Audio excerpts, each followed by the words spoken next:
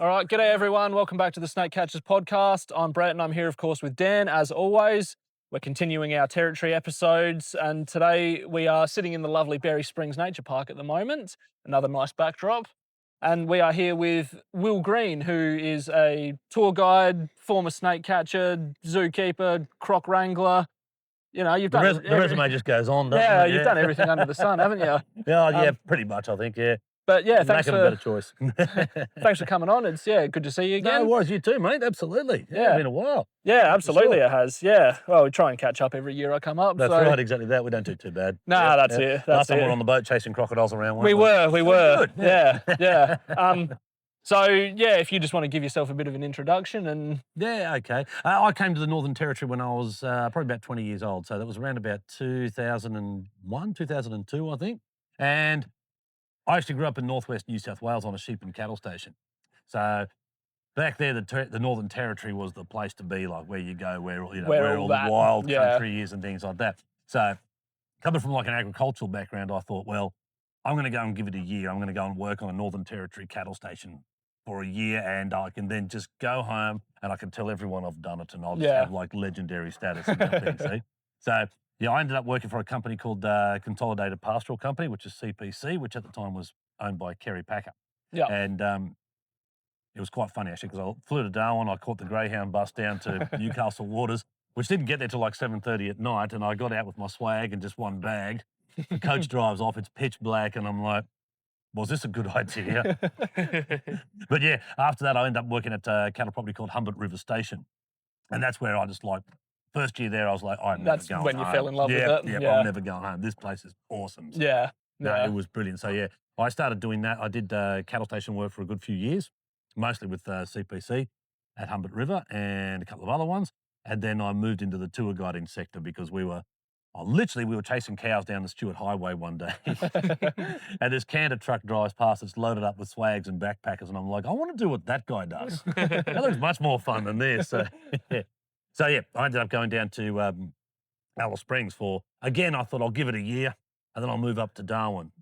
About 10 years later, I was still in Alice Springs.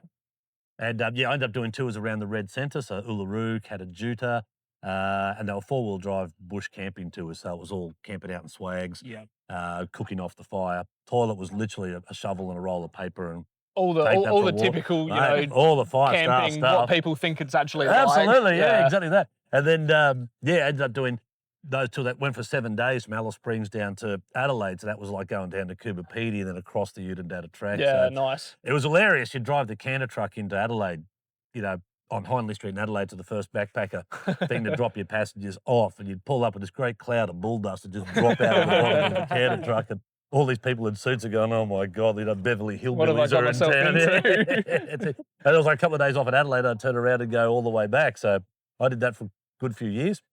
And then I moved up to Darwin then, and for some reason I got back into the cattle station industry for a good while. But when I was in Darwin, though, before I did that, I actually did a season around a couple of years in Kakadu and Litchfield, and then I also did a season in the Kimberleys as well too, and that was big, heavy four-wheel drive trucks. And that sort of stuff going from Darwin across Gibb River Road all the way to Broome. So, and then one day off and then turn around and come back for 8 days. So yeah, got a bit sick of that pretty quick.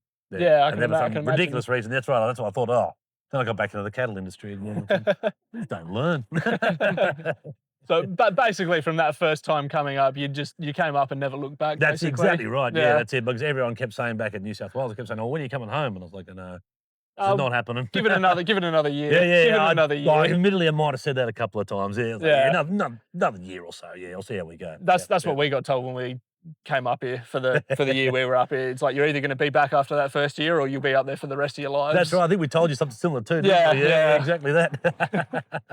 It is true. That's right. It's the territory lifestyle gets a hold of you. That's right. Exactly that. So up here was when I first moved up here because I was just introduced to all the barramundi fishing and all the mud flats and the beautiful coastline and the river systems and that too. Like, oh no, who'd want to leave here? This is fantastic. So you gave Alice Springs a fair crack though. I did give Alice a pretty good crack, because I got settled in there and I liked the desert country. That was really good. Yeah. That was good there for a while. But I was working there for in Alice, yeah, for a good 10 years or so. What And then, period was that? Sorry. oh, I got, when did I come up here? I came back to Darwin like permanently, moved up here back in about 2013. Yeah. And Okay. that's because So my other half actually, yeah, I met my other half when she was a vet in Alice Springs. yeah. And she got basically sick of being a vet and can't really do much study down in Alice Springs. So we moved up to Darwin so she Yeah. could go back to uni. So I kept saying, it must be nice to be smart. Yeah, the rest of us have got to chase cows or tourists around pretty much. But yeah, so that was how we ended up in Darwin, yeah. Yeah. Yeah. So that was good. So I worked in the cattle industry up here for a while with a mustering contractor. So we went around quite a few properties up here. Some pretty remote, such as Buller River Station, others Yeah. pretty close by, actually, one called Woolner Station, which is literally only just down the road near Corroboree Billabong. Yeah, right, okay. Boundaries onto that. Yeah. And, yeah, so you got to see some beautiful country out there too, but some pretty wild stuff as well. Oh, so, it's the nature of the territory, that's isn't right. it? Yeah, exactly that. Like when we were mustering cattle one day across the floodplains, and I'd learnt this new thing called floating grass. I'd never heard of that in my life, yeah. And I'm plodding along on the horse, and literally the mate of mine who was with me going, oh, yeah, see that grass that's moving? Yeah, don't ride your horse onto that. And I went, oh, okay. He goes, yeah, no, seriously, you'll get eaten. So it was like, I said, you can't get a bigger wake-up call than that one. Yeah. It's like, you get eaten, right, duly noted. Okay, yeah. That was that, so yeah. Now, that was good country out there, though, because, yeah, in the wet season, Woolner, like, it floods because it goes onto the coastline. So when it floods, you get all these big crocodiles and things coming right up in there. You get all the females will come in there to nest and that sort of stuff too. Yeah. So when you're mustering with helicopter and that too, if you're in the passenger seat, you get quite the view. You get all the crocodiles I sitting can on their imagine. nests. And Yeah. it's beautiful country out there then for sure. Yeah. So your introduction to sort of the crocodile side of things, was that more through the mustering or the tour guiding? Oh, more sort of for the mustering, I suppose, yeah. Yeah. Yeah, oh, that was like in the wild sort of scene. Like when we were tour guiding, we used to take people out on boats and they'd feed crocodiles off the boat. Yeah. So that was my sort of first introduction to them then, I suppose. But I thought, that's in a pretty controlled sort of environment. Yeah. Whereas, out mustering and that sort of thing is It's definitely just, not. it's- Yeah. Problem with them is when the tide goes right out on those ones, you get those big king tides that come in, the tide goes right back out. Some crocodiles get stuck on the tide. Yeah. So they bury themselves in the mud. They just sit there waiting for the water to come back in, of course. And they're buried in mud. Like, they're virtually impossible to see. Yeah. And literally, I'd nearly ridden a horse and a motorbike like right over the top of one sometimes. Yeah, Like, right. you can't see them. And of course, it terrifies you when you do see them. Yeah. Right at the last second. That's right. always. Exactly. Last split second, your heart leaps into your mouth. Going, oh my God, that's a crocodile. Yeah. The hazards of the job. Yeah. Yeah. Just That's it. just another day in the territory. That's though, the isn't one. it? Yeah. That's it. Exactly that. Yeah. Like, interesting enough, they didn't bother the cattle too much. Yeah. Okay. I'll show you some photos later on if you like. But yeah, we might have, say, 1,500 cattle like walking down the lane. You might get 2 or 3 walking along behind them there with a bit of a limp, and you could see where a crocodile tried to grab them on the leg, and Yeah. they were a bit crippled, but generally didn't get too many fatalities from them. They Yeah, usually okay. left the cattle alone on the coastline, but yeah, I think it's in the river systems and that was further right up towards the headwaters of the river where they get a bit hungrier and Yeah. they're willing to have a bit more of a go at anything then, I Yeah. think, yeah. Because that's always a story you hear of the big ones that get caught. Oh, they're taking too much cattle and That's all this right, sort of exactly stuff on the that. stations. Yeah, exactly that, which, yeah, you hear stories about, oh, this one had 50 ear tags in it from cows and Yeah, things like that. yeah. Yeah, I don't know about that, but yeah, it's a good yarn at the time, I suppose. Yeah. Yeah, You got to scare the tourists, don't you? That's right, exactly, yeah. And then a bit out Kakadu as well. Yeah, I didn't know. yeah. I didn't know Yeah. you did Kakadu. Yeah, did Kakadu out there for a while. Yeah, did a couple of years in Kakadu. I've got a mate of mine actually who has a small tour business, so every now and then I might go and sneak off and I'll take a few days off and I'll take a tour out for him around Kakadu just so Just I can get back get out the there and inch see. back. Yeah, Yeah. exactly that. Yeah, go out there and have a bit of a look, see what's going on. But no, Kakadu's beautiful. Like, Yeah. plenty of places out there as you've seen. You can point a camera out the window of the car and you've got like a postcard shot. Yeah. Large, brilliant. Yeah, beautiful country out that way. Yeah. so Kakadu's lovely. that's it. Kakadu's- Yeah, it is. Yeah, Again, with a lot of places up that's here right. in the territory. Yeah, exactly that. Yeah, Yeah. no, it's a beautiful country, that's for sure. So, yeah, I think that's probably where I got into reptiles and that sort of thing, I suppose, when I was tour guiding. Yeah. Yeah. Because it was actually we got a lot of support from Rex, who had Rex's Reptile Park Yes. down in yep. Alice Springs. I'm sure you've met, and he would actually take us off as tour guides, and he'd teach people how to catching snakes and lizards and that sort of stuff safely and that sort of stuff. And go, no, leave the venomous ones alone, boys. Of course, don't touch them if they're not. But yeah, he actually put some people through a bit of training for that, and that's where it really sort of kicked off. Yeah. So your time in Alice Springs is where it sort of. Yeah, exactly that. They turned up with it. But like Finding snakes down in Alice Springs, is nothing compared to what you find up here. Here you'll find them just about every day if you go looking. Yeah. Whereas, Alice Springs, you might go for a good few days before you'll find Bit one. more hit and miss. Exactly that, Yeah. yeah. So Well, yeah, like some people probably wouldn't realise how far Alice is from Darwin that's either. right, yeah, it's like, a good 1,500 kilometres. Yeah, it's a completely different country. still halfway across the country. That's right, it's Yeah. red centre for a reason. Yeah, and being the desert, it gets bloody cold out there. That's right, yeah. Like at the Rock, it drops down to like -1 or 2 degrees at night there, Yeah. early in the morning. That Yeah. too, so it was a real struggle for me to get out of the swag too. Freezing, yeah. Well, again, after acclimatising to the top end weather. That's right, exactly that, yeah. When you're tour guide, it's worse. You've got to get out, then you've got to get 24 other people out of their swags as well too. That was another almost impossibility. We were just saying when we were doing the other episode, Greg was saying the coldest it got at his place was like 5 degrees or something. Oh, God, yeah. And I think not many people would realise that either, that it actually does drop. That surprised me when I heard that. Drop a fair bit. It does, up yeah. here. It can sometimes, yeah. Last year they had a low, I think it was a record low where Humpty Doo, I think they registered, 6 degrees or something like that. So it can get a bit fresh, absolutely, yeah. Usually when it drops below, anything lower than 15 degrees up here, the local newspaper usually runs a headline on the front page. It's usually a Photoshop picture of the city covered in ice and snow, things like that. It says, "Did you survive the big freeze?" So, yeah, they love rerunning those ones. All the time. Territorians wearing their jumpers and Exactly everything. that, scarves and their balaclavas and everyone's all rugged up. I will admit, after the year we were here, some of those dry seasons mornings, They do you get a would bit- put a jumper on. They do get them fresh, don't they? Exactly that. Just because you're in the heat all the time, it's like, oh, that's a little bit nippy. That's exactly that. Yep. Be a nice change, wouldn't it? After Yeah, and be like, oh, it's a bit fresh. I think a lot of people up here are quite glad to get their jumpers and jackets out of the wear cupboard 'em. just to wear them. Exactly. They're That's the one dust jumper. off. That's right. That's it, exactly. But yeah, again, not many people would realise that. They just think it's hot all the time. That's right. Which you get exactly during the that. day, Oh, it's typically 30 to 33 degrees most of the That's time. right. It's about 30-degree day today, isn't it? Yeah, again, lovely. Sitting in the shade here at Berry Springs while we record this, so Yeah, no, it's beautiful. not too hot. So you've done a bit in a few of the parks up here in the Territory as well. You're obviously working in the Territory Yeah, the Wildlife wildlife Park at the moment. Now, so I'm back with NT government. Yeah, Yep. yeah. So for a good few years, I had my own business. So I had Territory Animal Solutions. Yep.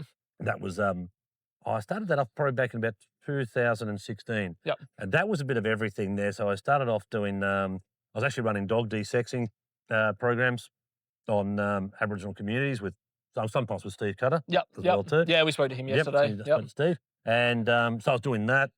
I was doing a lot of feral dog, like basically what was sort of called urban feral dog and cat management. So it was a lot of feral animals getting around, in parks or on in shire councils and things like that. So I was getting them. Also got into the snake catching side of things as well too. So I ended up with a contract from parks. Basically, that was anywhere from Humpty Doo to the south was my area. Yeah, okay. Yeah, they were about anywhere to the north of Humpty Doo was their one.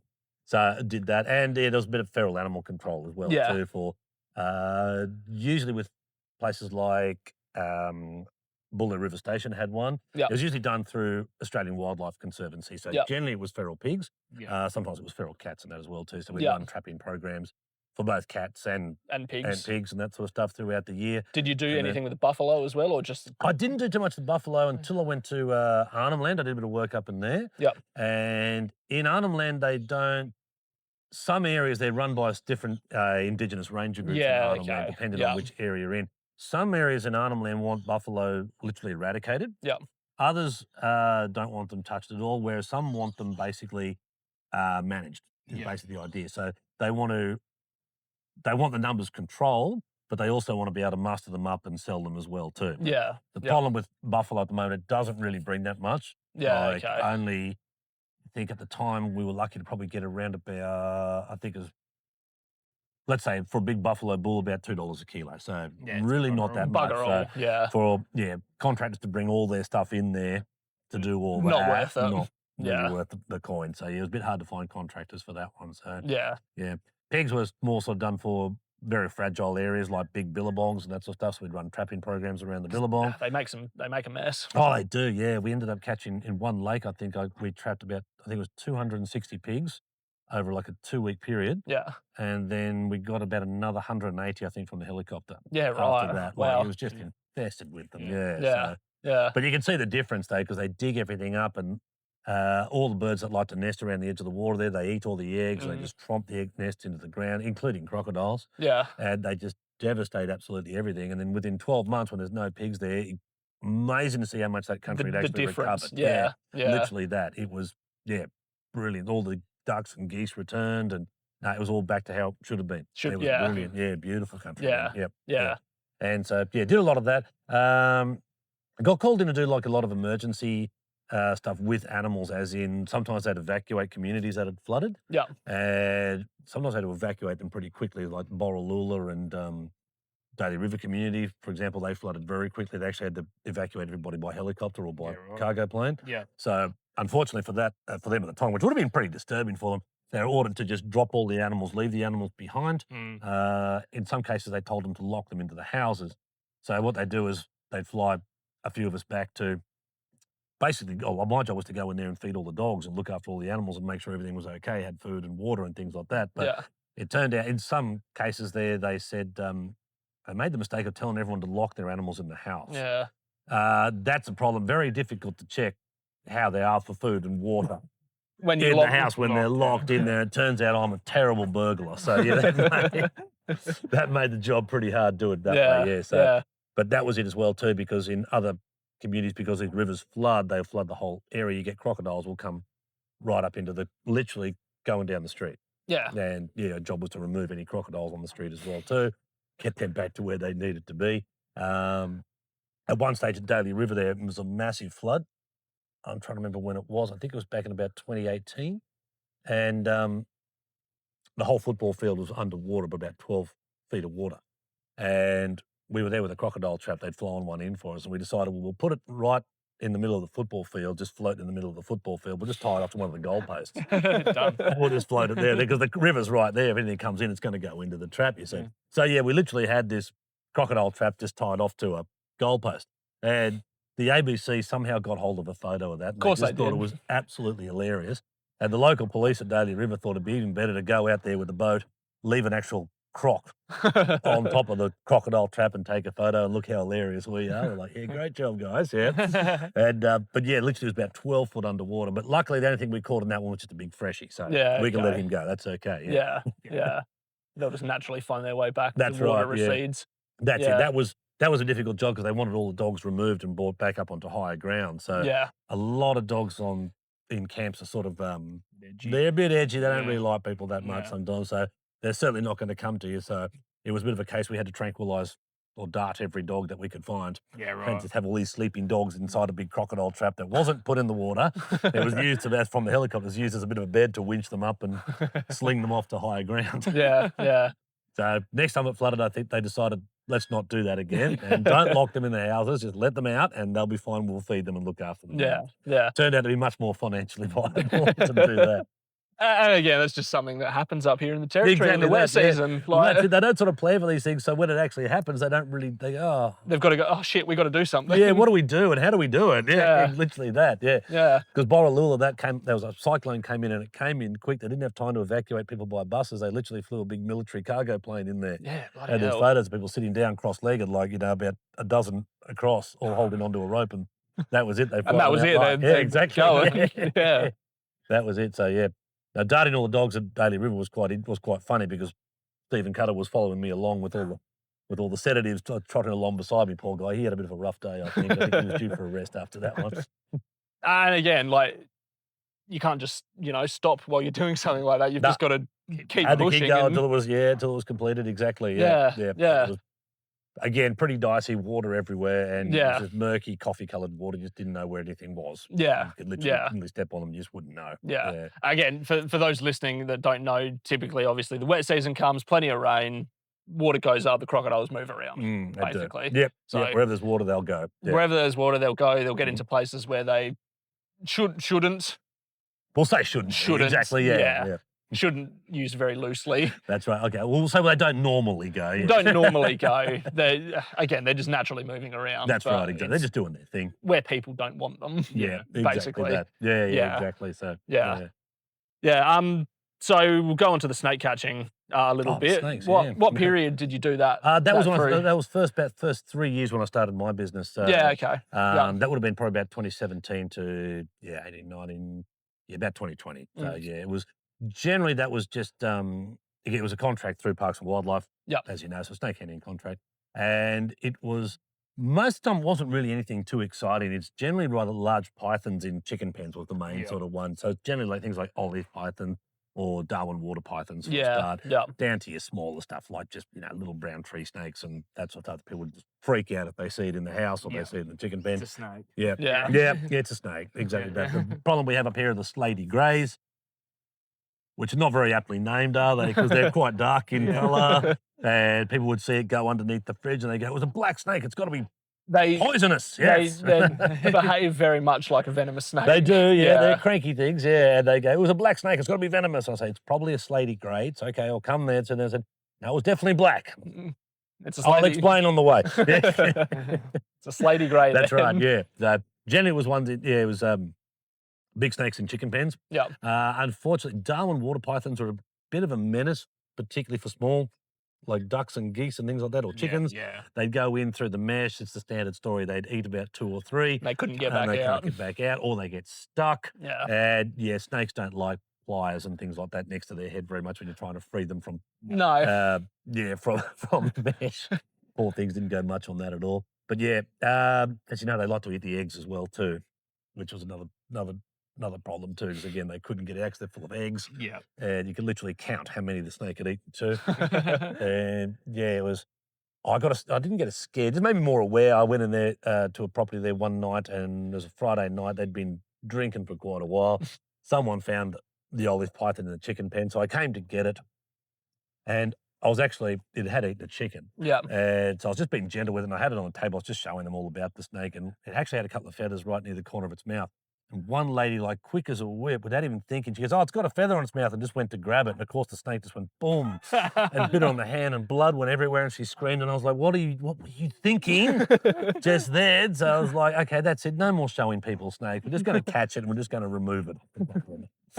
No more showing them. We're trying to Did it- educate people because that clearly didn't work. Did it wrap it as well? No, it or- did because I had Okay. hold of it, luckily. But luckily, Yeah. it just gave her a bit of a warning shot, like bang, and let me go. Was it a big olive? It was a decent size Yeah. olive, so yeah, it left a pretty decent mark on her hand. They hurt. And it bled very well, yeah. Yeah. I was like, oh, why? I was just trying to teach them about snakes, and the first thing she does is put her hand up near its head. Yeah. I give up. I can imagine being a bit more rural. You would have seen some interesting things on snake calls. Oh, yeah, you do, yeah. Rural people are pretty interested. Yeah, a lot of people are professionals. Yeah, one lady rang me up and said, "I have an inland taipan. It's trapped in my esky." And I said, "Sweet, it'll be the first one up here if it is." And I went in there. No, a rather large green tree snake. So that was disappointing. Yellow tree snake, sorry, yeah. There is Yeah. a bit of a difference there. Yeah, just a little bit. little bit, Just a yeah. little Right. bit. Yeah, so, but yeah, primarily it was just, usually snakes in chicken pens, also in houses though. Yeah. Generally. Yeah. A bit of a problem in the rural area as well too, because when you get there, the snake is highly agitated because some people like to try and hit it with a shovel or Yeah. a broom, or the dog's Yeah. been at it or something like that. So if it is something venomous like a brown, it's up and it's ready to fight. Already, It's fired up. wound yeah. up, and it's not going to make life easy for you at all. Yeah. That's when the gentle giants just come out. Not Yeah. playing with that. So yeah, but did get a few of them in this called to come. The hospital would call up sometimes. Yeah, okay. And that was interesting though, because they said, "Well, we saw the snake go off into the ceiling." And I said, "Okay, well, I'm not actually meant to go into that area. That's Parks and Wildlife. You need to call them about that one." They said, "Oh yeah, we did." They said they're not builders or demo experts, and I said the snake will come out when it's ready. I was like, okay, well, what makes you think my answer is going to be any different? Yeah. I don't know how you go down your way there. Getting people to pay the invoice was another interesting one up here. Yeah. Yeah. A lot of people, I don't know what it's like down your way. A lot of people up here say, "Well, I'm not going to pay you to get rid of it because it's not my snake." Yeah. It's It's not too bad. That's okay. You do get the odd person, but generally Generally, it's sort of pretty good. upfront Yeah. on the phone with Oh. it and all that sort of thing. And most people you get the odd tosser, but Yeah. Oh, that's pretty good. No, you sort of every second time I was called out, pretty much, it was this same sort of conversation. It Yeah. was not going to pay for it. It's not my snake. And I'd always come back with, they're not your cockroaches, but you pay to get rid of them too, don't you? Yeah, Yeah, yeah. and that was That's a good. I like that. That's yeah. a Well, good that was one. it, but that was all I had really. But that was still. And I said, only a couple of times I threatened to let it go back in their front yard again. They ended up getting paid pretty quickly after that, but still, yeah, it was always It's a bit of a battle. yeah. It's always an interesting one because I feel like up here, 90% of the time, 95% of the time, it'd be something harmless, non-venomous. Yeah, exactly. That you could just Yep. talk to them and say, look, it's non-venomous. It's absolutely harmless. It's Let it go. yeah. Whereas compared to what we catch is 95% brown snakes. Absolutely. I've seen your footage. Yeah, that's all they are. Yeah. A lot of problems we have up here as well too is big fishing community up here as well too. So people leave things out lying on the ground like fishing nets and that sort of stuff, and it's ideal stuff to catch snakes in. Yeah. So when you get there, it is a it's just mess. Yeah. So that's it. You had to be more of an animal rescue than actual snake removal. Yeah. Just trying to get them out of these things. Yeah. So it takes. So down in South Australia, as part of our permit conditions, we're not allowed to use that to catch a snake. Not allowed to use netting. Oh right, yeah. No, I mean sorry, it was fishing nets they've got up in there. Yeah. Not that obviously we would, because it's horrible stuff. That is, yeah. But there's a few catchers that do still. Oh, okay, yeah, right. Yeah, they're not allowed to. But, no, that sounds like it create more problems than it would. Solutions there, really. That's what I would have thought too. Like just other shit gets caught in it as well, and birds, possums, all sorts of stuff. Absolutely, yeah. No, people like to lead them out to dry and that sort of stuff, and they just stuff just thinks they can go under it. And exactly that, or they leave them on like a line, and you have tree snakes that are trying to go over the top of the wire and things like that. It just goes south.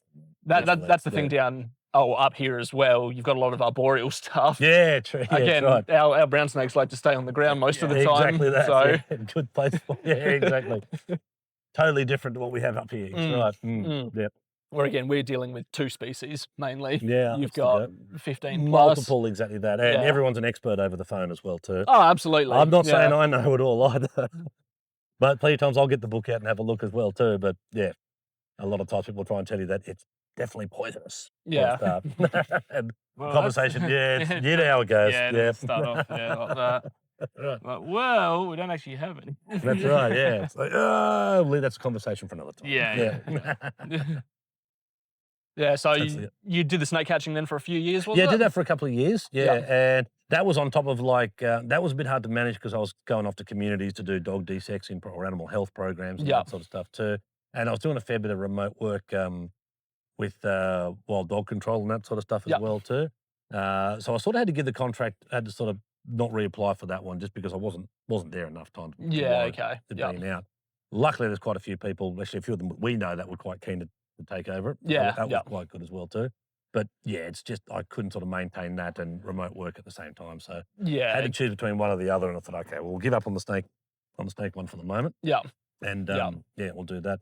But I did. Well, the one that was Rex used to teach us quite a few things as well too. But the main snake, the last snake catching course I did was with Sean McCarthy from down, I think it's Victoria. Yeah, okay. He's done that way. Yeah, he's very good. He comes up here probably about 3 times a year. Yeah, okay. I think, and he brings all of his own snakes with him as well too. So he'll teach people how to properly tail a snake and proper use of tools and things like that. He doesn't encourage pinning or anything like that either. So he's really good, very ethical. Yeah. So he's really, really good. So the last one I did was with him. Yeah, okay. He brings all sorts of stuff up though, everything from death adders to taipans to to mulga snakes. He brings everything. They're all his. So obviously he doesn't want them hurt when they're training either. So, but he ran a very good course. That's with him. Yeah. So a condition for you to get that contract, you obviously needed to have that course, did you? Absolutely. And that training. You do, yeah. There's also, I'm not sure if it's a requirement or not, but there's also they run animal ethics seminars every year up here in the top end as well too. It's not just with snakes, that's just with all animals in general. Yeah. And they appreciate it if you go and go into those ones as well too, which is usually run by Charles Darwin University up here. So. Yeah. And then obviously first aid and all that sort of stuff. Yeah, all that sort of thing is required. Yeah, absolutely. Got to have all that sort of stuff. So generally, I think in the territory things are a bit gung-ho as well too. Sometimes you're not required to have as many permits as say you guys would be back at home. That's for sure. So down south, obviously it's all our own business. It's not contracted or government run or national parks run or anything like that. It'd be nice if it was. No, but it's its ups and downs on that as well too. We have to have a snake handling course. insurance, first aid, and then we have to go out with a licensed catcher and do a Oh. certain number of call All the outs. removals and that. Yeah, Yeah, okay. with them Yeah, right, before we right. can apply Sure. for a permit. Okay. There is another way you can go about it, and that is to get your keeping permit first. Okay. You have that for a certain amount of time, and then you can apply for a catching permit. Oh, right. Okay. Yep. Yeah. Oh, good. So Yeah, okay. a couple of different ways to go about That's it. a good way to go about it. There's nothing wrong with that. I I- think that's pretty good. I still Yeah. think it's a bit lenient. Yeah. Oh, fair enough. Yeah, like again, I think all of our views is you get your keeping permit first, so you're actually working with the animal Yeah, sure. for a year, extended period of time, and then you can apply for your That's fair enough too. your catching permit. That's it. Because I went the other way around. I was removing, wild snakes. Then all of a sudden I went into keeping them as well Yeah, too. So I was yeah. actually very standoffish. And you want me to feed that? Right. Okay.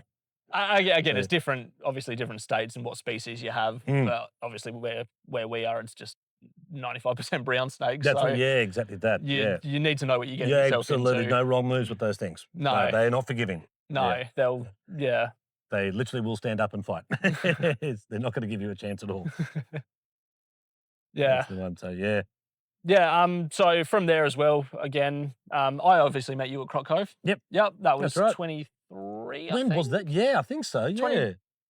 23, started 23 is when Sounds I about came right. up. Yeah, okay. Yeah. Yeah. That sounds about right. Yeah, and that was your sort of wet season thing. I better say you had a baptism of fire, didn't you? Because you turned up in the wet season where it was horribly hot. That was bad that year as well too. I didn't actually think that wet season was too bad. Everyone was saying the build up was pretty average. Oh, but right. I've got a photo of one of our co-workers called Taylor with her head in the freezer. Like literally only about a month before you turned up. That was horrid. Yeah, 'Cause it was very hot. I think I got in the start of February, I think. So Oh, I think it yeah, had that's right. started raining by then. Yeah. So Yep, it was definitely in full swing then. Yeah, That's for sure. yeah. But, oh, wow. Yeah, Yeah. no, that was rank. so that's where I met you. Yep. You were obviously working there over the wet season. We were doing feeding, that's right, yeah. We were feeding the big crocodiles. Yeah, we were putting people down into the cage together. That's that was good fun. Yeah, absolutely. Listening to them scream for 15 minutes. Yeah, sure. So Notorious cage of death. Yeah. how long had you sort of been at Croc Cove before I think I'm trying to. that? I think I'd been there a couple of years, sort of on and off. On and off, Yeah, yeah. that was more of a wet season one for Seasonally, me. Yeah, yeah. exactly that. So Less people there. exactly that. Less people. Yep. And it's just wait for the rain to stop so we could get back out and do some remote work again. Yeah, So, yeah. Less people, So- feistier crocs. That's right. Exactly that. Yep. Yeah. Plenty of life about them. Yeah, in the dry season, they're, as you know, they're very different. Oh yes, Particularly yeah. in Croc Cove, They just lie down the bottom and they'll stay there. They're just full, cold. They wanna go and there. again, that's another thing that Yeah. people don't realise. That's Like, right. yes, it's 33 degrees today in the middle of the dry season, Mm. but they're cold. That's right. like, they're very We have a cold. tough time explaining that to people. Absolutely. Yeah, it's like when you put them Mm. down into the cage, like he might take a little bit to, come over, particularly the first one of the day. That's right. Exactly that. Yeah, they just, And it's always the same thing. People going, they don't do much, do they? No, they do. they do. Just not with you at the moment. Yeah. Like, they're big-bodied animals. They take time to warm up. That's right. It's a Like, lot to warm up. That's there. right. Yeah. I used to say they're like a big truck, the big old diesel truck. They take a long time to warm up, but when they get going, they can go for a good while. again, just in the wet season, when you go in there with a bit of feed, Oh, yeah. they're on. Absolutely. They're yeah. on. Yeah, yeah. Yeah, No, sometimes they go, I'd go in there like I'd acquire a pig from back at home yeah, out in the bush that I'd catch in a trap. So I'd bring it into Croc Cove there and they could just sense that there was something Yeah. fresh there. And that's when they would really come to life too. You know, Yeah. "Oh, wow. yeah, Never seen that one do that before. Very keen for a feed, yeah. yeah. So obviously, all your tour guiding side of things came in handy at Croc Cove Yeah, because it they're did a bit, I very suppose. Yeah. educational based, and they got lots of talks and stuff like that. That's so, right. Yeah, there's lots of presentations to do, wasn't there? And Yeah, Yep, yeah. That was And- particularly with the snake side of things, which is a popular one. That was your area, wasn't it? Yeah, that was more so my area That's going into flat out Croc getting you out of Cove. there sometime, I think. Yeah. 'Cause, yeah, before that, I hadn't obviously worked with salties before, so Mm. that was my introduction to that. Oh, But okay. Yep. yeah, I'm much more comfortable with snakes. That's right. Yeah, So, that was definitely your department for sure. no, Yeah. it was fantastic working with the Crocs as well because Yeah, you just get absolutely. Oh, they're a very, different appreciation for them. no, they're very cool. Yeah. Yeah. No, they've got a crocodile there now called Bulu. Bulu used to. He was at Bulu River Station. That's where when we were working there, we used to take the boat up. Beautiful country around there as well too. But we'd take this boat right up to this beautiful gorge there, going fishing. And I was just myself and my other half there one day, and we just dropped some passengers off at the end of the gorge. And this helicopter had picked them up and taken them on a scenic flight. So as we're taking the boat back, the pilot's flowing over the top of us and sort of hovered and then kept going. Then we got back to the homestead. He's saying, "Yeah, there was a big crocodile following you guys, eh?" And didn't want to tell you about that, but yeah, he goes, he was probably about 5-10 meters behind the boat, and Yeah, he's just okay. underwater where you couldn't see him. He's a good croc, and then we started to see him turn up everywhere when we had the boat, and we found out later that the previous owner used to feed him off the back of the boat, hence why Yeah. he was doing this same old story. But he ended up associating obviously the boat with food to the point that he'd actually camp underneath the boat Oh, wow. at night. So one of our young fellas was going for a fish one day in the boat, and this crocodile's popped his head up right beside it and frightened the life out of him. But he sort of sealed his fate where one night he decided to crawl up onto the stern, onto the back of the boat. He literally sunk the whole back. Hell. And they're like, that's it, he's got to go before someone gets killed. So, Yeah. that's when Matt Wright and team came in there and removed him. So, he Yeah. was had Matt's place there for a while. He ended up at Croc Cove. So, Yeah, yeah. I get to look at the crocodile all the time that used to stalk me. Quite eerie. And again, that's Can't be. that's what happens with a lot of the big males that do get too close to people, isn't it? Yeah, it is, unfortunately. Yeah. Yeah. They either have to be removed or they're shot. Yeah. Yeah. And generally, they're usually shot. Yeah. Unfortunately, because there's not many places up here, as you know, that can actually handle or take or Yeah. a license to handle an animal like that. They can try them at the croc farms and They stuff can. like that, but Yeah, unless it's crocodile farms or obviously parks, zoos, yeah, things like that, or a private person that actually has a permit to have one. which yeah, They've just changed, so it's a bit of a yeah, ordeal to get it all compliance here. There's not many places these things can go, so it's a bit of a sad ending for them, unfortunately. yeah. No. So we'll go on to a bit of croc chat from there, because you've done obviously a lot of your tour guiding on the Adelaide River and out at Litchfield doing the croc stuff as well. Yep. The first one I ever saw was he was a big 5-meter one. It's called Hannibal. He was on Adelaide River as well too, and he was one they used to feed off the boat constantly all the time. So I was just come up from the desert. I'd never actually seen a crocodile. Yeah. So went out in this boat, and it's only a small boat. They're not big, these things. And this animal just submerged. It's right beside me. Literally come up from the water, just right beside me as I'm sitting on the boat, and the thing's not much smaller than the boat. And everyone's rushed to the side to get a photo of it, and I'm the only one backpedaling going, oh, good God, no, get me away from that thing. So, that was the first one I'd ever seen, and then I just got fascinated with them after that, I suppose. And, how can you not? That's right, exactly that. Yeah, no, they're very cool, yeah. Like when we're working on cattle stations, we'd come across them every so often. One place we were working at there, Humbert River, which didn't know at the time because we were young and silly, but there's a river called the Wickham River that goes through that property as well too. And the Wickham River actually flows into the Victoria, which is loaded with crocodiles. And there's an old elder Aboriginal fellow that used to live there on the property as well too.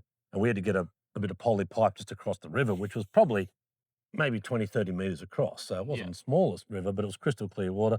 And his name was Riley. And we said, oh, Riley, any crocodiles in this river?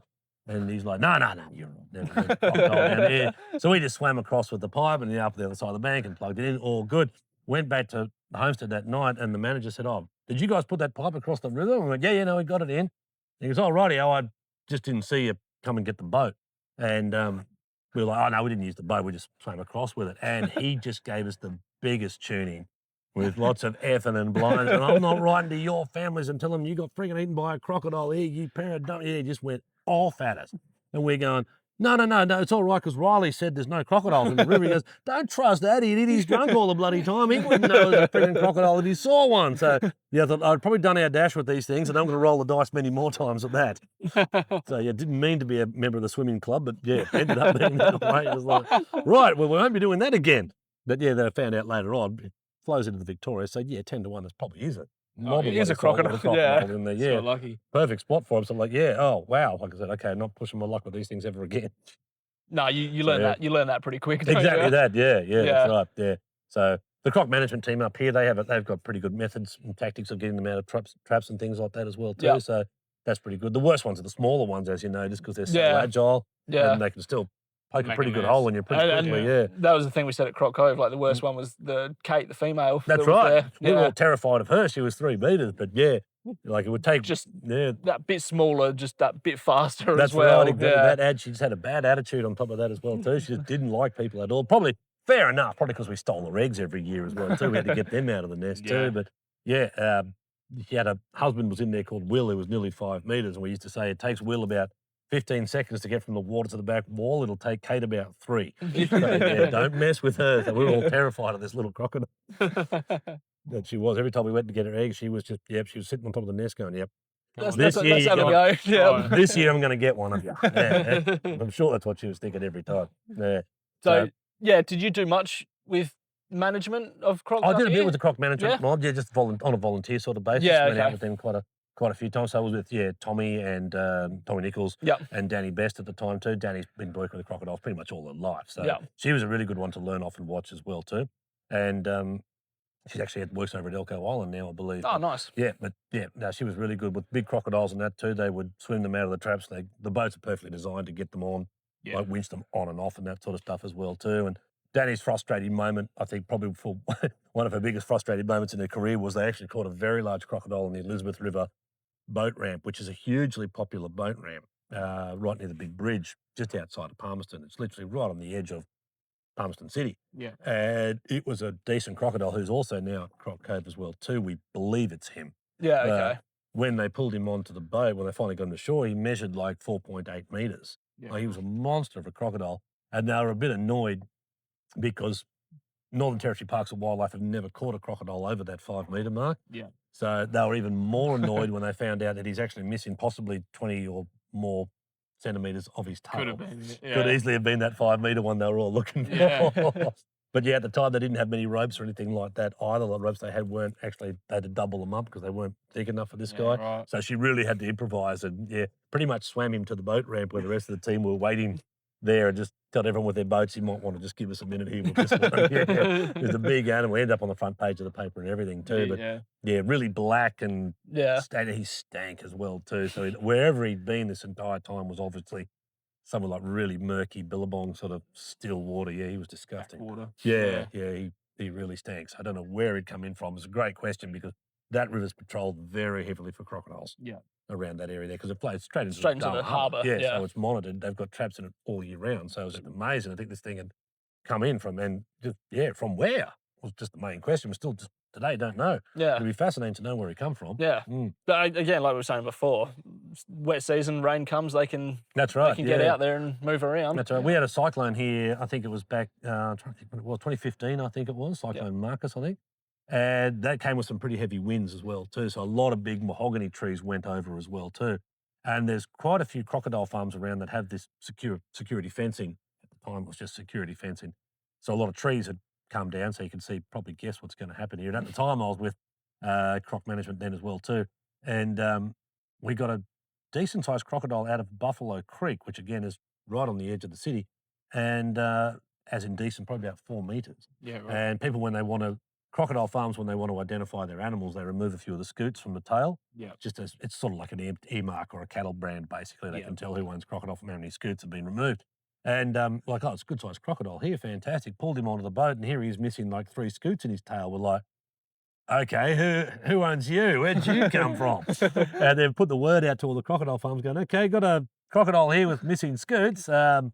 Whose is it? And no one put their hand up for that. I don't think anybody wanted to. No, I don't think anyone wanted to own up to that one. Own up to it, That's the theory they went on anyway. But they looked for all the world. Those scoots had been purposely removed. So what do you do? What do you do with him then? He actually went to the crocodile farm. That poor guy. So he did anyway. He did have to. Yeah, that's it. Unfortunately, there's not many places that they can take them. Matt Wright's obviously one who can take a few, but he runs out of spots pretty quickly.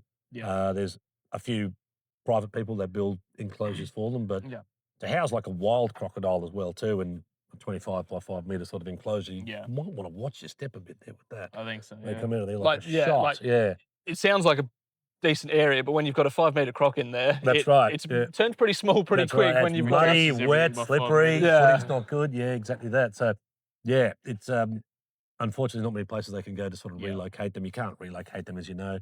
They just end up going back. They'll just end up going back. Well, that's the thing. If he did come from a farm, you can't just release him because that's right. To captivity. Exactly that. Yeah, he'd probably try and flex his muscles, and he'd probably try and kill everything smaller than him in the river. Yeah. Or something bigger to come along and make a mess of him pretty quickly as well too. So Someone made a mess of him instead. That's right. Exactly that. So it's not the best situation for them. No. There was an incident at Wongai Falls, which is a very popular swimming hole in Litchfield, and I'd only just got there when this turned up. At the time, I was just a tour guide, and there was an incident there where a crocodile had made its way into Wongai Falls with about 50 swimmers in there. And I'd actually taken my tour group there for that same purpose, to take them down for a swim. And at that time, what had happened was a crocodile around about probably almost the 2 metre mark, like he was a decent sized crocodile, Yeah. Enough to had mess you up. actually attacked someone. So it had bit him. Luckily, it bit him on the arm, but let him go. Right. It didn't roll or anything like Yeah. that. But of course, that invoked panic, and people were climbing up the cliff faces everywhere trying to get away from this thing. I didn't know, so I'm up at the car park and I'm actually handing out pool noodles to my passengers. Here you go, guys. Here, go for a swim. See you back in an hour. All good, yeah. And one of my mates is a park ranger, ran up. He goes, "Oh, Will, sorry, mate, we've got a crocodile here." And I was like, "Okay, we're just going to go down for a photo, guys. And give me those noodles back too, by the way." Yeah, thanks, man. But yeah, the guy, for that, they had to remove that crocodile quick smart. So unfortunately, they had to go in there and shoot him. And the guy that they got to do that was the fellow who actually has the contract to take crocodiles off parks of wildlife now when they catch them. Right. And he was telling me about it later on because he's a taxidermist. Yeah. He goes, "Yeah, I had to shoot it, and I got it taxidermied. And I got the head nicely taxidermied as well too." And he goes, "Then I thought about it. So the guy it bit was still in hospital, so I went into hospital with the head, and I said, 'Yeah, this is yours if you want it.'" And the guy was a Japanese guy, and he goes, "Yeah, that'd be great." So the guy's gone home with the head of the crocodile that bit him, and I'm like, That's awesome. "That's a bit hard." He goes, "Well, he wanted it." So we're still up in the air. Is that pretty cool, or is that just a bit morbid? I don't know. He's got the souvenir, so That's right, exactly that. you can Yeah. try to match it up with the scar. That's right. So Yeah, look, you can see the teeth marks right there. You can match it up. But yeah, no, they turn up everywhere. Like at Woolner Station, they used to they just live in nothing, as I was saying before. And we had an incident where the helicopter pilot landed in about, I think it was about 3 foot of water, because it was out in, Oh, wow. out in the I hadn't landed. Sorry, he hovered. And he had a offsider with him, just a young girl with him, and her purpose was literally just to get out and get the gate. Yeah. And at the time, obviously, there's 3 foot of water still in the floodplains. The cattle were coming. You can only see probably about a foot of the fence above the water. So she's jumped out, waded the gates, opened the gates, crawled back in the helicopter, and they've lifted off. And as they've lifted off, the pilot's like, "Oh my God, have a look at that thing." And it was a big animal right there, literally where she'd just been. Like, it was just a dead set miracle. She just hadn't jumped out of the machine and landed on it. Yeah, But right. that was it. Like, it's unusual for them to hang around with helicopters, because the purpose of harvesting eggs with helicopters was obviously to get you into these areas Yeah. that you can't get Just anywhere else. not But accessible, Also, that's yeah. it, yeah. But also, helicopters put a lot of noise down on the nest, and females eventually just go, "Stuff, yep, I'm Yeah. leaving." Yeah. Whereas these days they have to do it with airboats, and airboats don't put as much noise Bigger down as they noise, yeah. normally do, so Yeah. she'll hang around and fight. But this was a big male, and the helicopter hovering right above where he obviously was didn't bother him at all. Yeah, And okay. he was just, like I said, a dead set miracle. She just didn't land on top of it. But yeah, she was very badly shaken after that, and we couldn't Yeah, convince her. would've She couldn't be convinced to get back in a helicopter again. I don't think I would be either, to be honest. Yeah. No. It'd give you a horrible fright. Yeah. Yeah. And again, just would have taken her by surprise. That's right, as exactly well, that. and- Yeah. But they do weird things as well too, because we had troughs out on the floodplains there as well too for the dry season. Yeah. And like during the wet season, like you could just see the troughs, the top of the trough visible above the waterline. So when you fly over, the crocodiles are lying in the trough. They're treated as like a bit of a spa bath. And Yeah, you're right. like, "Oh, this is a bit nice." And it's like, why would a crocodile crawl into a cattle trough when there's miles of water all around it? Is it a safety thing for it? Is the water a different temperature? Is it comfortable? I don't know. But yeah, every single trough had a crocodile in it. It was weird. Manager left a heap of like joiners for pipes in one of the troughs. Thought I'll just pick them up later on at the end of it, when it dries out. No, one crocodile got in there and thought they'd make fantastic chew toys and pretty much chewed up every joint that he had in the trough. I'm like, what possesses an animal to do that? Yeah. Who knows what they're thinking Who knows? half the time. Yep, they're funny things and they're unpredictable as well too. Very unpredictable. That's right. Very as unpredictable. You know. You also obviously did your boat tours out in the Adelaide River. on Yeah, the did that. Jumping on the river. Crocs. Yep, jumping crocs. That was that's okay. It was all right. Yeah, people get a big kick out of it as well too. Yep. It's human nature's amazing. You tell Yeah. people not to put their hands over the side or their head or cameras or selfie sticks and things like that. No, Then they go they and still do it. do it straight away. Yeah, it's almost like you just told them to purposely do it. And then, But you know, yeah. you get the big 5.5 metre crocodile to jump out, and then you Jumping say, up. that's why we don't do That's it. why we don't do that. Exactly that. Yeah. So there's some big crocodiles out there. There's one out there called Dominator, which we feed every year as well too. And his size it ranges, doesn't it? Yeah, it Anywhere varies. from 5.2 to 6.2. So his true size is not really sort of known. No, but yeah. he looks big enough. Yeah, and he's a fat decent enough. animal. Yeah. And he primarily he's with Adelaide River jumping Crocs that they have him. So they're actually a bit further away from all the other companies that feed the Yeah. crocodile. So he, without fail, him and another one called Brutus turn up every year, Yeah. and they both have their sections of the river.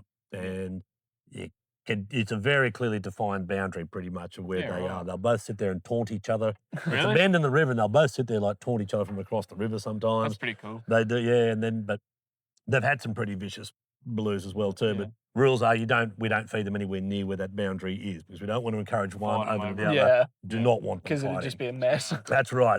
People go, it'd be cool to see them fight. It's like, no, it's not. No, No, legs get ripped off and it gets bloody very quickly. Yeah. It turns into a bloodbath. it's not nice. pleasant to watch. No.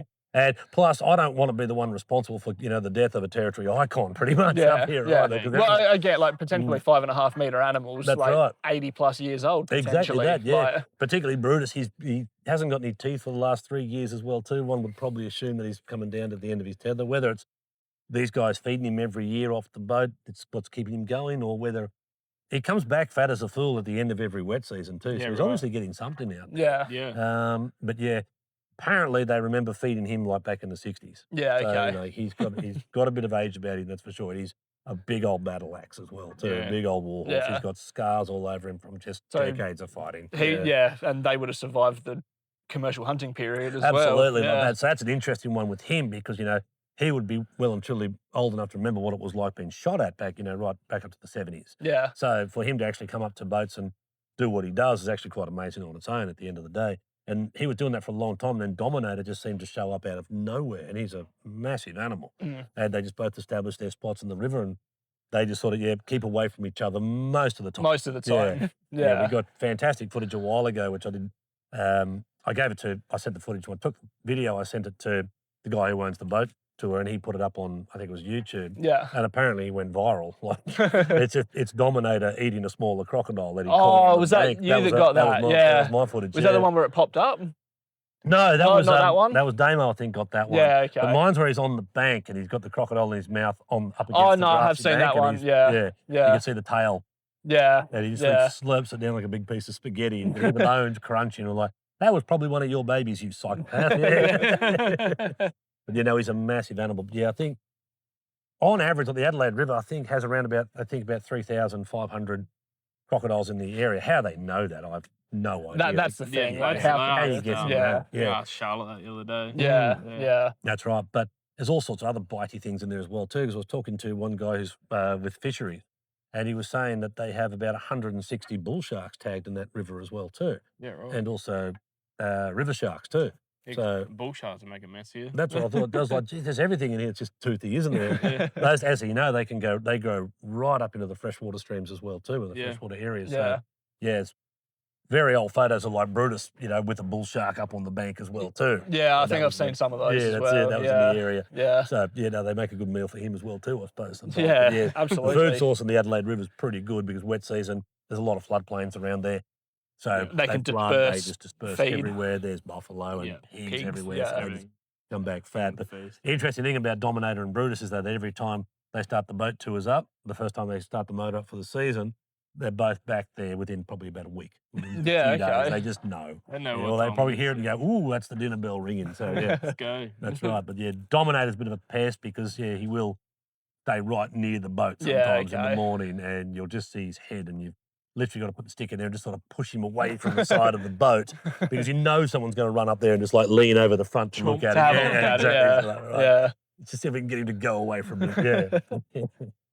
So, no, he's been doing it for quite a while. He's an impressive croc. You've Oh, seen him. absolutely, but, yeah, Be interested to know how big he was one day to finally put that to bed.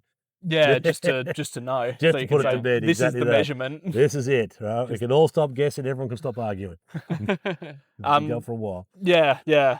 Obviously, something that is quite big up here is the farming side of things as well. Yeah. We've spoken about it a little bit on here from what I know about it, but yeah. you might be able to give us a bit more insight into it. I don't know. Yeah. It's a very big thing up here, and basically, if it wasn't for farming, they wouldn't be in the wild. yeah, pretty much. essentially. I would say Yeah. so. Yeah. Yeah, I would say so. I haven't had much to do with the crocodile farms Yeah, at all, okay. too. It's just sort of hanging. Yeah, it's just when we've handed them over, Yeah, crocodiles over to yeah, the farms as well too. But yeah, I think there's been a few. There's a few new ones coming up as well too. yeah. Some of them owned by the same people that have had farms previously. But yeah, they've had to go into separate enclosures and things like that. I think back in the day it was pretty rank. They just have a big dam and throw them all into the dam and call it a day. Yeah. Whereas, as you know, they're highly territorial. They're not very sociable. They end up you end up inviting carnage doing that. So well, it's gotta be like pretty- others were saying to us, it's highly regulated now. So it is, yeah. You can't just say I'm going to build a crocodile farm. Yeah. You know, it's a lot of parks and wildlife are pretty much there every step of the way for it as well too. Not to mention all sorts of buyers and owners and things like that. Yeah. So, it's a lot. But some of them are pretty big. Some of them have anywhere up to like from hatchlings up to big males. They have something like 70,000 animals. Like that. Yeah. Like they're huge numbers. Yeah. And again, like if there wasn't that supply for the skins and meat and everything, they would have gone extinct in the wild. Yeah, pretty much exactly that. Yeah, it was interesting. Like sometimes they've had to put crocodile farms under a contract to say that they will take crocodiles off parks and wildlife when they're captured. Yeah. Because a lot of crocodile farms actually don't like the ones from the wild because they say the meat's not really as good because they've been living on sort of rubbish. And they say, their hides aren't much good either because they've got lots of scars and they've been bitten. I would have thought that'd be more authentic. Yeah. But no, apparently it's not what the buyers are Not looking what people for. want, So honestly, sometimes they're just flat out getting rid of them. Yeah. Yeah, right. It's unreal. Yeah. Amazing. Yeah. You'd think there'd be people lined up around the block to take them for skins and things like that. That's not really the case. Yeah. Okay. Yeah. Yeah. Interesting. Interesting. Yeah. But again, I suppose it's all done ethically and sustainably and Exactly that. Yeah. Yeah. Most Yeah. of the skins would go overseas, wouldn't they? They do. Yeah. Yeah. I'm pretty sure most of them are. Yeah. I'm sure, people obviously have their views on it and Absolutely. everything like that. But it can be a controversial subject. Yeah, Absolutely. for sure. But it's like any other thing that you farm for food. Exactly. So, That's like most other agricultural industries. Yeah. There's a bit of controversy in every one. Yeah. That's it. And again, if it wasn't done how it is, there wouldn't be any in the wild. And That's right. Territory wouldn't have tourism, That's basically. right, exactly that. And Northern Territory have had their fair share of poaching go through over the years as well too. That have done, one of the largest crocodiles ever recorded up here was poached. Yeah. So it's a thing that they definitely keep an eye on these days. Like, and there are huge penalties for it as well too. Yeah, of for course. sure. For sure. But some people say, we should introduce. They don't want illegal trophy hunting and things like that. But it's like it would be. I don't know how you would be able to get an illegally harvested crocodile skin or skull out of the country legally, let alone into another one. So I don't really know how you would do that. But that's been the argument is, can we do sustainable trophy hunting? And apparently there are people for that one, but that's been a subject of debate for decades. Yeah, basically, somehow I don't think that's good. I don't think any politician wants to sort of put their hand up and say, let's do it. No. I don't think they're one responsible for that. No. Again, I feel like the Territory is sort of leading that way, not only for that side of things, but crocodile education as well. Yeah, absolutely. That sort of stuff. The Territory does it very well. They do, yeah. Like Parks and Wildlife is quite interesting. Like down in Katherine, they caught a rather large male right near the boat ramp. Yeah. A good crocodile, about 4.5 metres. The first thing they did was actually, honestly, you won't believe it, they put him on the trailer, they taped him up, put him on the trailer. They took him around to every single school they could find in town. Literally that onto the football field and said, this is why we don't swim in rivers, kids. I thought, well, that's one way to be croc-wise, teach how to be croc-wise, absolutely. Yeah, the Croc-wise campaign is... That's right. Yeah, very, very good up here. Exactly that, yeah. They spent a bit on it for sure. Yeah, again, you need to because absolutely. It's part of the Territory life. It's all about here. education, exactly that, yeah. Don't get me wrong, like people are usually doing dumb things around waterways. It is rarely somebody from interstate or overseas. Locals. It's usually locals. Yeah. You can yell at someone to not stand in the water while they're fishing. And it's usually one of two excuses. It's usually, I've fished here for 20 years and nothing's ever happened. Or, don't worry about it, there's never been a fatal crocodile attack here. Both of them make perfectly logical sense. Yeah. Absolutely. Like, no wonder it's always locals getting eaten by these things. All right. If you want to be a statistic, that's fine, right, exactly that. Like, you don't have to go too far, on the internet to find people doing stupid things at places like Carhill's Crossing and those ones. Last time I was up here, we went out Kakadu and we saw people at night standing across the causeway fishing. Oh, God, yeah. It's baffling. It is. Like, why? You can safely stand up on the rocks and do it. Yep. It blows your mind. And absolutely. That's like a spot. It's a very popular spot for crocodiles when the tide's coming in. They eat the fish. Yep. I think the most I counted there was like 60 crocodiles in one. One. Oh, absolutely. Yeah. They're everywhere there. They're stacked like three high now. It's amazing. It's amazing that many tolerate each other in that That's the next short thing as amount well. of Like the space. food source that must be there. Like it's obviously the fish, they just come yeah. in there and they just we're just going to put up with each other because we've got this massive food source coming It's in. awesome to see. That's right, yeah. And that's why you see people doing stupid things around those sort of areas. Yeah, You're like, well, thank yeah. God they eat a lot of fish. They Yeah, obviously do. 'Cause Yeah, they're leaving people alone. yeah. Exactly. Mm, But yeah, again, it's just all about that education. that's right, exactly. So, Yeah. just a few to sort of finish off with Oh, yeah. that you sort of read before. So, what's the biggest myth people have about the NT? Oh, probably that we all dress up like Crocodile Dundee. That might be one. I don't know. Yeah, I'm going to go with that. I think, yeah. Yeah, even people over in Queensland when I was working in the cattle industry, people say, we're not going to the territory. They're hard bastards over there. I was like, they're no different to what you guys do here. I don't know. Maybe Crocodile Dundee put the place on the map. Probably, Yeah. probably. What are some things people from the cities don't understand about living in the territory? I'll probably say the heat is one. They don't understand what the wet season heat feels like. Yep. Yeah, you can talk about heat and humidity all day. It's not until they actually experience it that. You can explain it to someone for as long as you want, Yeah. but they will not know until they go and experience That's it. right, exactly that. Yeah, so I get, that's the weather's just the first thing, and then trying to explain how big the storms get up here as well too. Oh, they're impressive, aren't they? That is pretty cool. Yeah, you never get sick of them. They're great. A few build-up storms. That's right, Yeah. absolutely. They're beautiful to watch. Yeah. Yeah, so people need to see that to believe it, really. I think. Yeah, Very absolutely. cool. Yeah. What's your favourite thing about living and working up in the territory? Oh, just the country itself, the wildlife. I like how it has that wild sort of, still that sort of sense about it, if you know what I mean. You don't have to go far from here to be remote out bush sort of thing. That was the beauty of Alice. Like, when we live in Alice Springs, you only got to drive 10 minutes down the road and you're back out in the bush again. Yeah. It's great. You go camping and all that sort of stuff too. And yeah, it's the same sort of thing up here. Like, you don't have to go far to be sort of remote. If you know what I mean. Yeah. Yeah, that's great. What's something you've become completely normalised to but still shocks visitors? Oh, that's a good question. Yeah, I'd like to say mosquitoes, but I'm not completely normalised against them at the moment. Don't know. Yeah, I'm not sure. I don't want to say snakes, but it probably is that we do come across quite a few snake species in the wet season. Yeah, just going across the lawn and things like that. Whereas I'm like, a lot of us are sort of like, oh, very cool, this is great. Yeah, but I think it would shock quite a few locals. Yeah. I've really got to stop getting my daughter. She's only 5. And I do let her pick up the odd little children's python and things like that we find in the garden.